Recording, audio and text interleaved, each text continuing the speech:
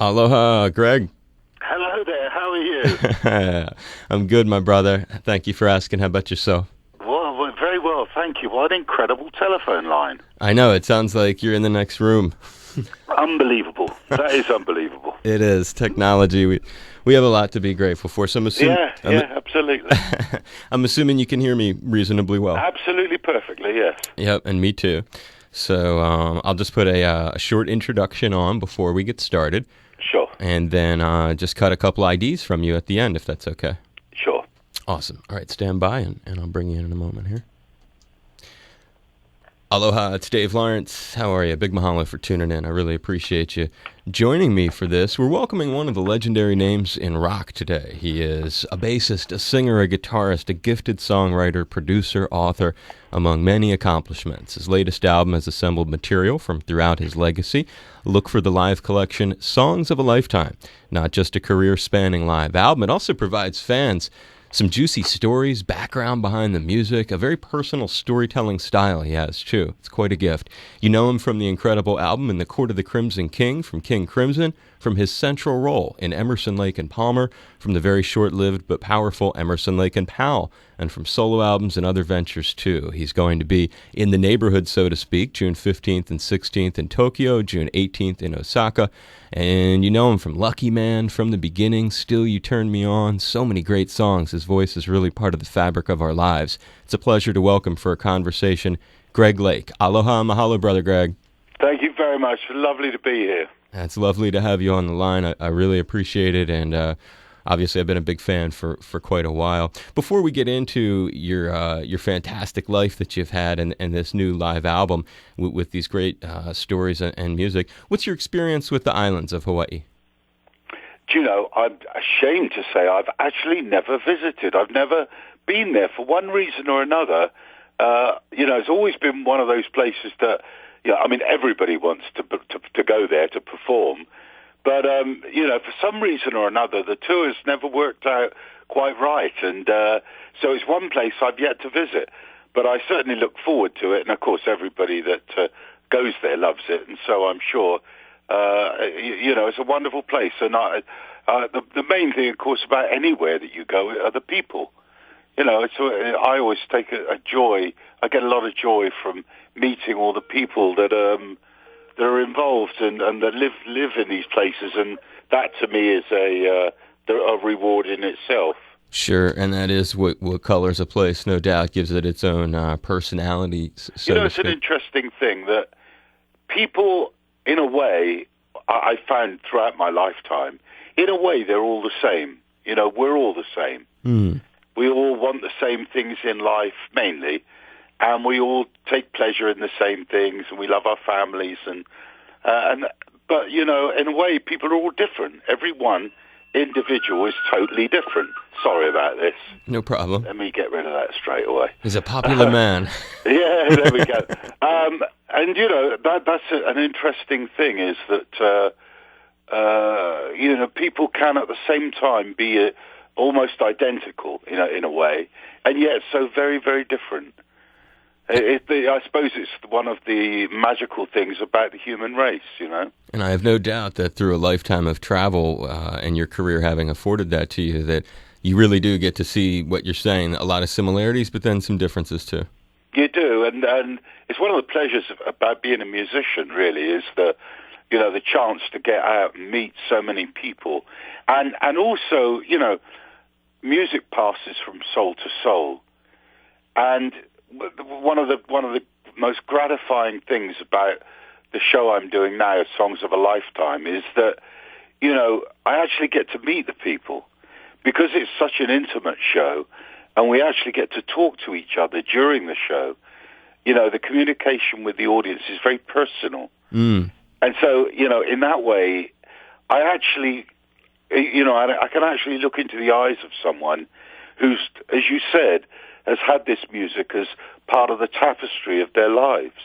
And it really has, and the idea of these sorts of tours, more and more folks are trying different ways of repackaging and experimenting with their legacy, with their catalog. You see artists doing a variety of ways of trying to reapproach their music. Your way, as I pointed out in the introduction, And as you just said, I mean, not only are these songs like part of people's lives, but it's cool to be able to give a little more insight into the compositions, not just the songs, but maybe stories behind them. On that note, I've kind of I was hoping to talk about the record in some detail with you. I've been enjoying maybe as much the stories that come with these interpretations, these very intimate interpretations of the songs. One of the great stories that's towards the front of Songs of a Lifetime relates to Elvis, who you may or may not know has a special place in Hawaii, but yes, of course. He was you got a really, there's a story, so when you get the record you'll hear him tell the story in there, but it was live in Lake Tahoe, first ELP tour, people fainting, kind of share some recollections and impressions from what I assume was a very valuable experience. Oh, incredible experience. I mean, Elvis never visited Europe for some reason. I don't know why, but he never came over here to perform. And so, we never got a chance to see him. As I tell in this story, it was we had a day off in San Francisco, and he happened to be appearing in Lake Tahoe, so we went to see him, and it was just a groundbreaking moment when you see someone who, to be honest, it was almost like a religious experience. That's how it was, and I've seen it a few times in my life. The Beatles had that type of effect, where they transcended just being great. They were better than great. They were unendurable, and that was Elvis. He was so good, he was hard to bear.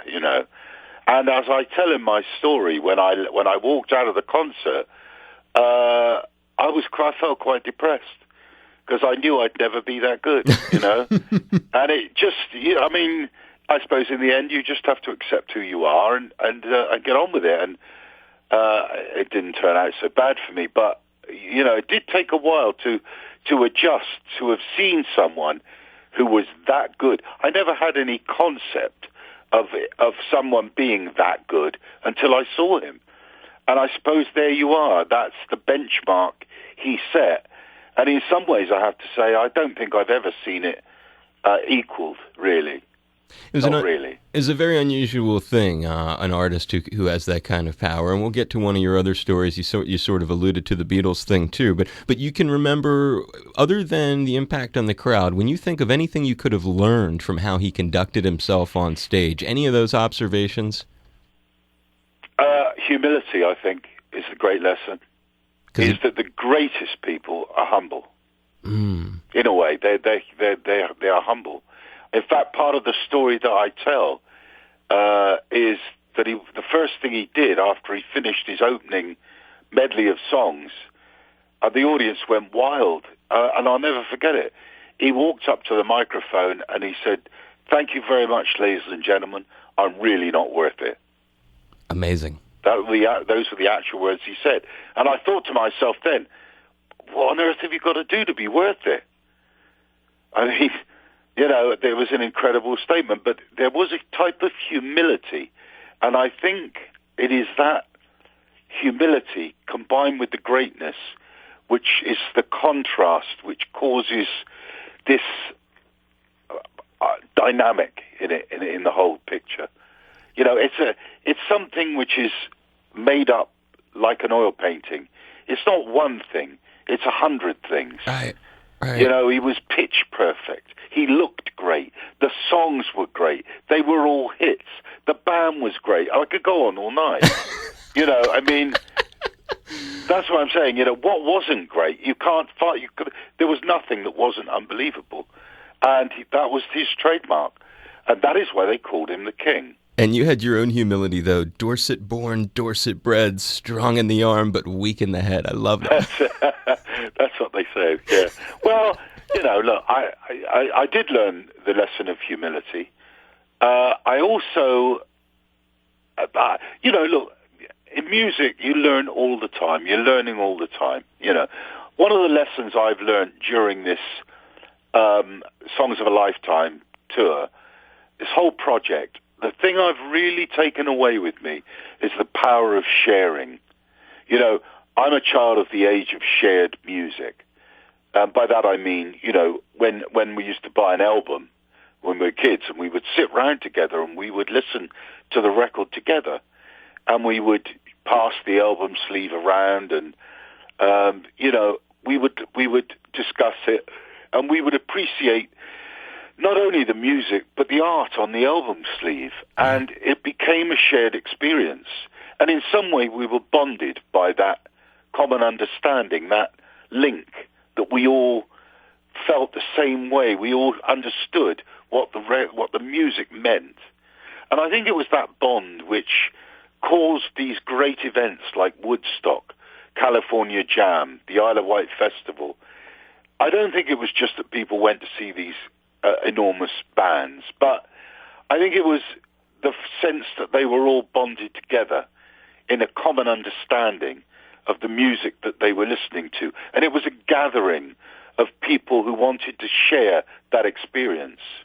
There's something that you just said that kind of relates to the record too. Is when you talk about the bonding and connectivity of it all. A lot of these songs have been, as we both have acknowledged, like part of people's memory track, if you will. And when you listen to the whole record, what I liked about it is it goes through all these different eras. You know, it's like you got the King Crimson feel in there. You have the classic ELP things. You're reinterpreting them. You're telling them stories. You're stripping it down to the raw essence. But then there's also more contemporary things. I love the way that it bonds all of your legacy into one thing. Yeah. Well, I've tried to make the show dynamic and interesting and entertaining because, it's a strange thing. I mean, I use a soundtrack during the show. And people sometimes, I've heard a couple of people say, oh, yeah, but they use the word tapes. It's an old term. Right. But I know what they mean. But the fact is, it took me over a year, almost a year and a half, to make the music for this show. And I made it in a very interesting way.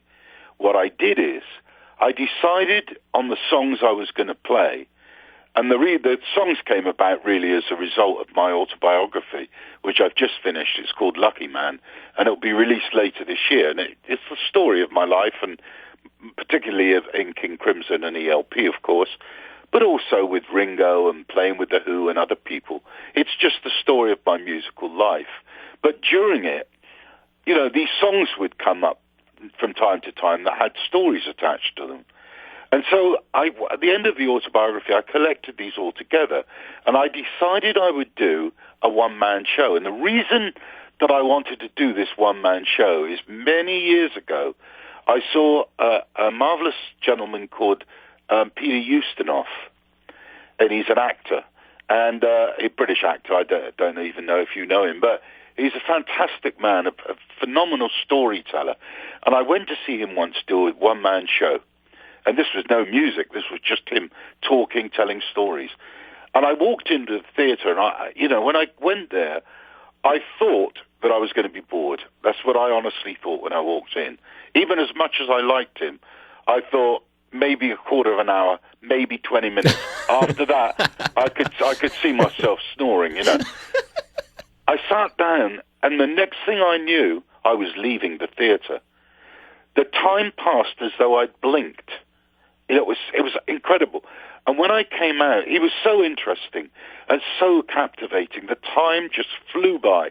And when I left the theater, I thought to myself then, I wonder as an artist if I could do that. If I could ever entertain an audience for 2 hours just on my own, Right. And it always remained a challenge for me. So there you had it. You had this selection of songs that had been inspired by my autobiography, and this sort of shadow of a challenge in the back of my mind about performing a one-man show. Now, the thing is, I didn't want to go on there, sit on a stool, strum an acoustic guitar, legend in his own lunchtime thing, where it was, it bore everyone to death and all that. So I decided that what was really important was to make the show interesting, dynamic, and emotional, so that it was like a roller coaster. And it is like a roller coaster. Some nights you'll see people in the audience will start crying. Someone will tell a story, real tragic story, and attached to one of the songs, and you see everybody start crying. And then 10 minutes later, they're all laughing. Right. It really is like an emotional roller coaster. And, I mean, part of the show, a large part of the show, which is not on the record, of course, because it's private, really, to the extent that, I wouldn't record people's emotional stories and sell them. They're very personal. Right.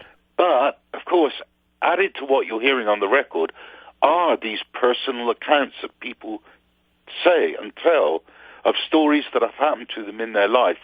Some very happy and joyful, others extremely tragic. And, of course, that is part of the whole experience of this show. So when people leave, it's not just the music they've heard. It is a reflection of their own life. They've looked back in a way at this tapestry that they've lived, and they've lived it through music, and it's a replay of that in a way. What I did, though, when I created the original soundtrack for this show, I decided that it was important. People, when people buy a record, they want to hear that record performed, and they want to hear their recollection of it. There is an expectation of hearing the record performed well, Mm-hmm. But on the other hand, I think people want to hear something fresh about it, They don't just want to hear the record verbatim. They want to hear, something new added to it in a way. Well, it's nice that you address the, I guess it's almost like a catharsis for some fans, because that whole, like we were saying, bands at your point in your career, a lot of artists, legacy artists, gold artists, classic artists, whatever you think of them as, are creatively reinventing and trying different things with their career. And it's like a perfectly logical assumption that you would want to do a one-man thing and explore all these things you've been a part of. But I like the way that it does involve the audience getting to have, like you said, you don't share that on the record, but people show up and they get to relive why it meant something. And we mentioned it earlier. Because, as I said, music passes from soul to soul. Right. And just finishing the whole thing about the soundtrack is that what I did, which I thought in retrospect was quite clever, is I went back to the original recording and I extracted just one component from the record. Ah. For an example, in the case of Lucky Man, I just extracted the original backing vocals, but nothing else. Then I remade a new version of Lucky Man. I inserted the original backing vocals, and then I performed live with it. So what you've got is you've got something nostalgic, something new, and something live happening simultaneously. Yeah, I dig it. So it's it sort of suspends belief in a way. The audience doesn't really know what they're listening to. Right. they're a bit bewildered. And I love that, because what it does, of course, it creates a sort of dream state. Right. And then the next song I'll play all on my own, with no music. When you talk about the extracting tracks, that does leave a question in my mind on Touch and Go. Yeah. What did you extract? Is that My Man Cozy? No, I didn't. Actually, I didn't. Out of respect to him, I would. I didn't do that. But I think I must have taken the main trumpet theme. Okay. What I was looking for was things that connect emotionally, that people identify with. That people think, I remember that sound. In some way, it was a key component of the record. So I tried to do that, and so it's a combination, really, of nostalgia, of immediacy, of dynamics, and, of course, of this business of storytelling. Right. And the end combination is very, very powerful, not just because of me, but because also of the audience.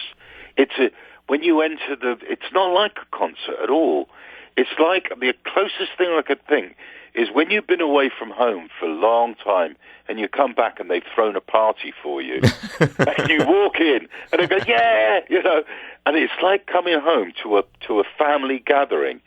All these people have gathered together, and in a way, they're all connected. They're all part of this same family. On that sort of vibration of the extended family of your life, and we just briefly mentioned it via Touch and Go, there are no stories of working with Cozy Powell on the record. I'm a drummer, not a good one or anything, but he was one of my very, very favorite drummers. And yeah, he was a great player, Cozy. Share, if you don't mind, if there's any way you can do it. Just is there any stories with Cozy? You did one tour. If you can talk a little bit about how he got the gig, maybe, or anything memorable from that very short experience with him. Most people think that we chose Cozy because his name began with a P, and of course it wasn't. That wasn't the case at all. What happened was Keith and I got asked to put ELP back together to do an album. And so we chatted about it, and we said, okay, maybe the time is right to make another record. And, we'd been away from the band for a long time. So we called up Carl, and Carl said, he said, I'd love to do it, but I can't. I'm right in the middle of doing all this stuff with Asia. He'd formed this band, Asia, and they were busy at the time, and so he couldn't do it. And so, the first thing Keith and I thought was, well, that's it. We won't do it. And then somebody said, well, couldn't you get someone to play the drums? Because, it's a shame not doing it if we could do it. And so Keith and I had a chat, and we said, who do we know? And there were a few names, to be honest with you, that came up, and we did play with a few people, different people. But all of a sudden, I think it was Keith who thought of Cozy. He said, I wonder if Cozy's free. And at the time, it never, of course, nobody will ever believe us. But we never even thought of the fact that it could be ELP, And so, give him a call. Because we knew he'd played with Jeff Beck and all this, and, we'd known him for all of our lives, really. And anyway, Cozy said, yeah, no, I could do it. I'm free, I could do it. So that was it, really. He came round and we started to play. And what was interesting about it is that, bands really, the great bands are chemistry. It's about chemistry. As with any mixture of things, you can mix 3 or 4 things together and get nothing at all. It's just, it looks like dirty liquid, Or you mix, you mix one other thing in it, and all of a sudden it becomes effervescent. Right. And it changes to bright purple. Good point. And, that's chemistry. And the chemistry, when Cozy played with us, was different to Carl Palmer. Carl was very... technical. He was very technical. He was in a way, very nervous, fast player, very fast. Right. And very energetic. And funny enough, I just used the word effervescent, but it works very good for Carl. He's very effervescent. And so that was a chemistry in ELP. It was a totally different chemistry with Cozy. Cozy was a much heavier drummer, much more rock-orientated, whereas Carl leaned a lot more towards the jazz side of things. His mentor really was Buddy Rich. So Cozy was more, solid 2 and 4 offbeat, very powerful drummer. And but it worked, in the context of ELP, because he was such a good player, it worked. And so it's interesting if you listen to the 2 versions of Tarkus, for example, totally different performance. Of course, Keith and I are exactly the same. It's the drums that change. Yeah, man. But, if I'm being absolutely honest, as much as I enjoyed playing with Cozy, the chemistry was not there in terms of the way that ELP works as people, worked as personalities. I can dig it. It's a strange thing. We worked as personalities in a peculiar sort of way. Even to this day, when the 3 of us get in the room, it's like someone switched an electric current on. The personalities cause this kind of energy, this sparking of energy. And that's the only way I could describe it. It's very hard to put your finger on actually what it is. It's the effect that one person has upon another, and in this case, 3 people mixed together.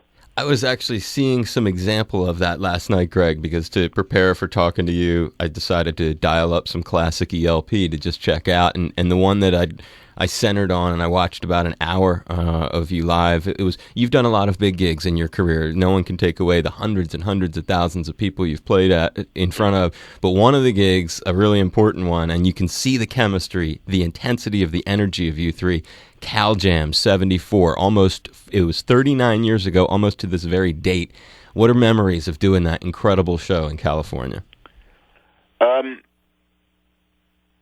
It was, when you perform to that many people, there are varying estimates of how many it was, but when you do perform to that many people, you look out on the audience and it's almost biblical. You know, I've certainly never seen that many people in my life before, and nor would you. Perhaps in a war or something like that. Even then, you probably wouldn't see hundreds of thousands gathered together. Hundreds of thousands. Some estimates were 300,000-400,000. I know. It was certainly further than the eye could see. It stretched back to the horizon. And I can tell you now, when we flew into Ontario Speedway, we actually flew in this little Learjet, and the pilot, it was a friend of ours, and he said, I'll tell you what, he said, I'll fly you over the site where the audience is, so you can have a look at it.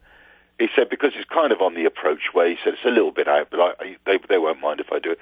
So he flew right over the site, and it took some while for the plane, and we must have been doing, by that time, we were coming into land, so 300 miles an hour, something like that.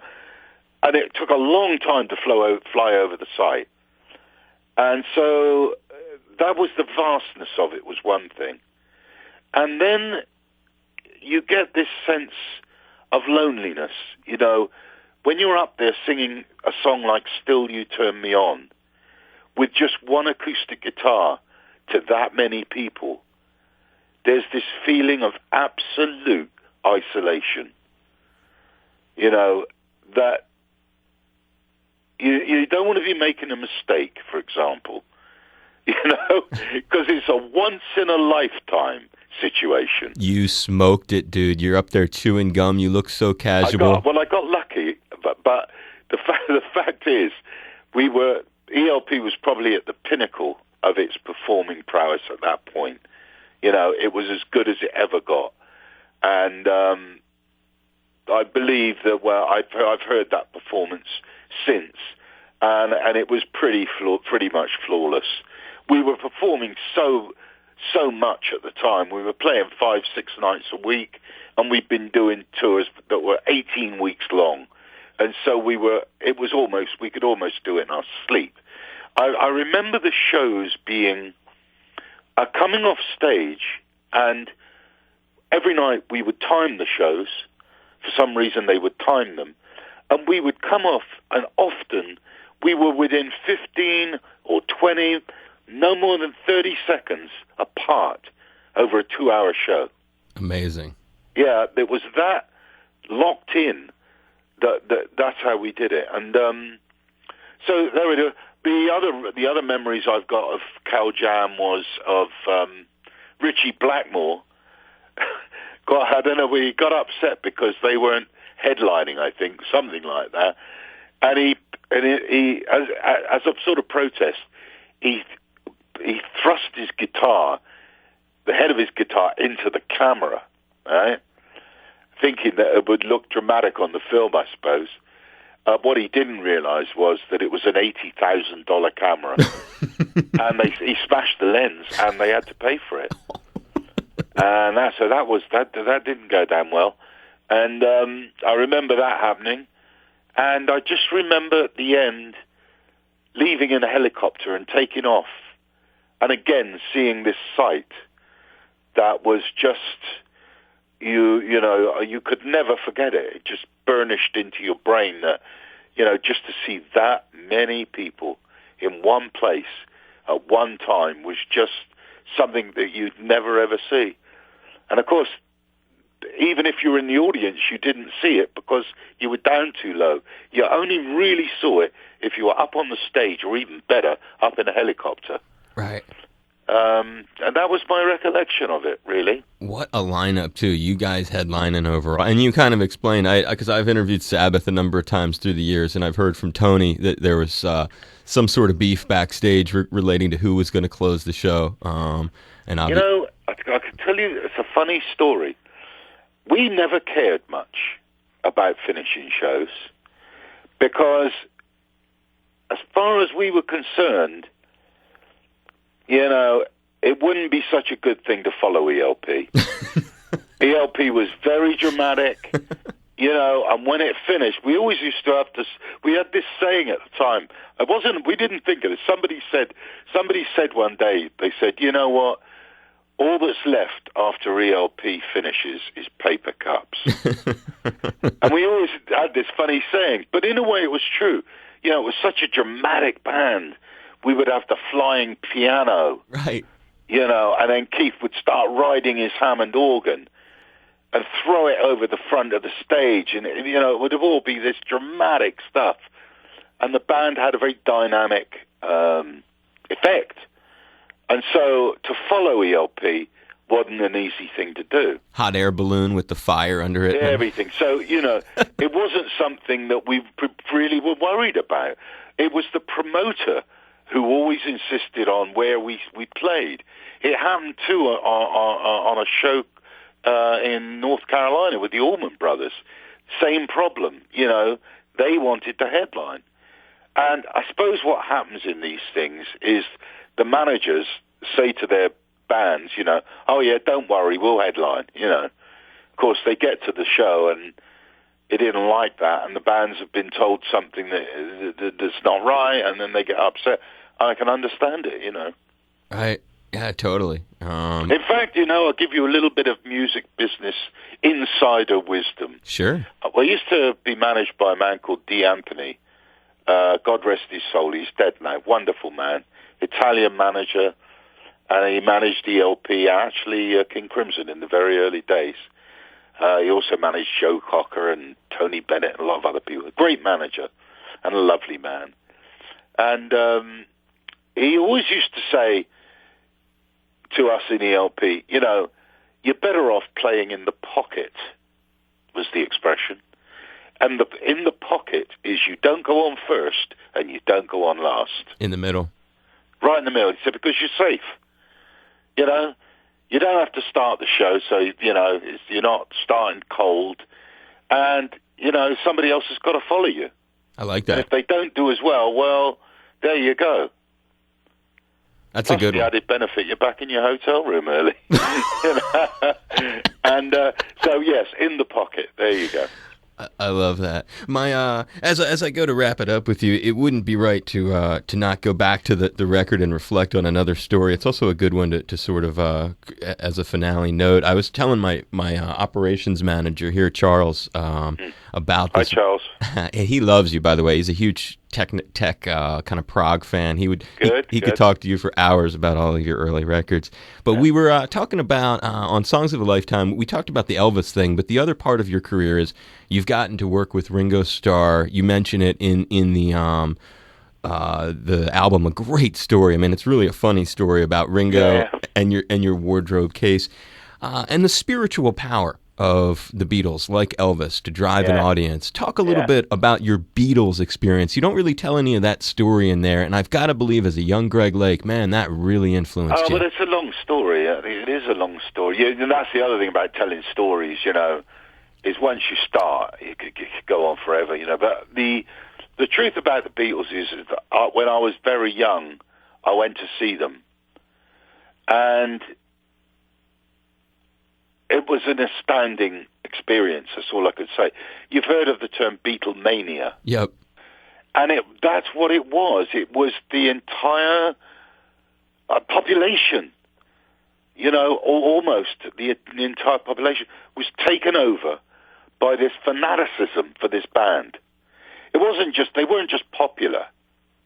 It was a religious experience. For instance, when they came to my town, which was Bournemouth, on the south coast of England. Now, Bournemouth is a sort of holiday resort town. It's not a big town, but it's not a village either. You know, it's a decent sized town. You might almost call it a city. It's big. You know, it's a big town. And they came to Bournemouth, and I, at the time, you know, I learned they were on, and I said to my mother, I've just got to go and see them because I love the music, you know. So she said, okay then, and off I went. You know, I got on the bus, and the bus went to, I used to live in Poole, actually, which is a few miles away, and the bus went to Bournemouth. And when it got to the outskirts of Bournemouth, the bus stopped. And the conductor said, you're going to all have to get off here because we cannot go into Bournemouth itself. The roads are blocked. So I got off the bus, right, thinking it was traffic that was blocking it up.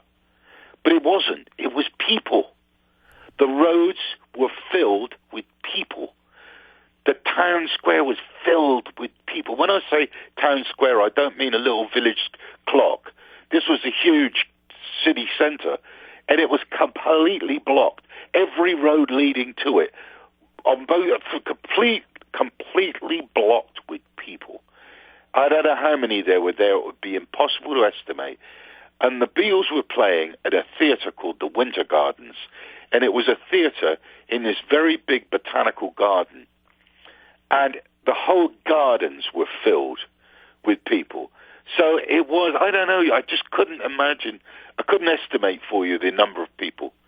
I eventually made my way through the throngs of people, these crowds and crowds and crowds, until I must have got about 100 yards from the Winter Gardens. And from inside, I heard the beginning of She Loves You. Wow. And it was the drum fill. Ba-doop, she loves you. And as they started up, you heard the audience inside the theatre scream, and then you heard the park we were in, all the people in the park screamed. So, in other words, it was this weird sense of almost panic that just went like a shockwave from inside a theatre, and you could hear it inside to outside. It's amazing. And that's what it was like. And everybody just stood in the park and listened to the extent they could to the songs. They only played, of course, the Beatles for about 30 minutes. Right, those 60 sets. Yeah, they never did like more than 30 or 40 minutes. Right. That was it. They were on, they were off. And so it was short, sharp shock. And they were, and then I saw them about a year later, again in Bournemouth. This time I managed to get in the theatre, and they were just stunning, I got to tell you. And even by today's standards, they were breathtakingly good. Pitch perfect. The band were locked up so tight. They're such great players, you know. Ringo would have this wonderful feel, this offbeat feel. McCartney, terrific bass player. I mean, really on the money. You know, this band, I mean, the energy they could pile up was just ferocious. When you listen to the records, actually, you pretty much listening to the band. Just play any Beatles record. Play She Loves You and turn it up as loud as you can, and you'll be getting some idea of what they sounded like. Because that is them. It's not like records you make today where the band sound like one thing and the record sounds like another, you know. They really did sound like those records. That was them. They pretty much did it, you know, live take. Bang, that's the Beatles. And very powerful. And there was something spiritual about them, just in the same way I've talked about Elvis. There was something spiritual there, and we discussed chemistry too. And there was a chemistry between them that was something that you couldn't really put your finger on, but it made you laugh and cry at the same time. It had to be a career highlight to come full circle and be sharing the stage with Ringo Starr. Yeah, absolutely. And it's playing with him too, and feeling what the Beatles felt. Because when you play one of those songs with Ringo, you really can feel what they felt. And he was a lot, so the funny thing about Ringo is, as a drummer, he's much better than people think, because he doesn't do a lot of drum fills or no drum solos, and he doesn't bother a lot about fills. When he does a fill, it's very well thought out and absolutely appropriate. And his drum parts are absolutely meticulous. You listen again to any Beatles record and focus on the drums for a while, and you see the parts are flawless. There's not a wrong or thoughtless beat in it. When he doesn't need to be playing, it's not there. When he does need to be playing, it's there. And he can put in one beat, and it's the right beat. He's like the ultimate less is more drummer. He is. He's fantastic. I never stop marveling at him when I listen back to their records, and I think when they were made, and I listen to his drum parts, and I think, now I see. And when I played with him, I realized he anguishes a lot over his drum parts. He worries about them, and he thinks, he really frets over them until he's got them perfect down. The other thing that surprised me about Ringo was that he's quite a disciplinarian. He's not that floppy guy that you think at the back of the Beatles. He's a very disciplined guy. Sure. And he'll work and work and work and work, and he'll keep working until midnight to get something right. Not just on his music, but he would work on my stuff, and he would keep going and keep going long after I'd want to stop to get it right. And I thought then, that's another part of what maybe was a part of what made the Beatles so great, is that they had this guy who was, absolutely dedicated to getting it right. And so he's not really, he's a bit misunderstood, I think, Ringo, in the context of the Beatles.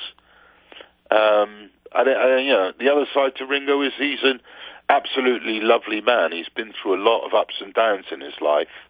Of course, he came from a very, you would really call it a Dickensian start in life.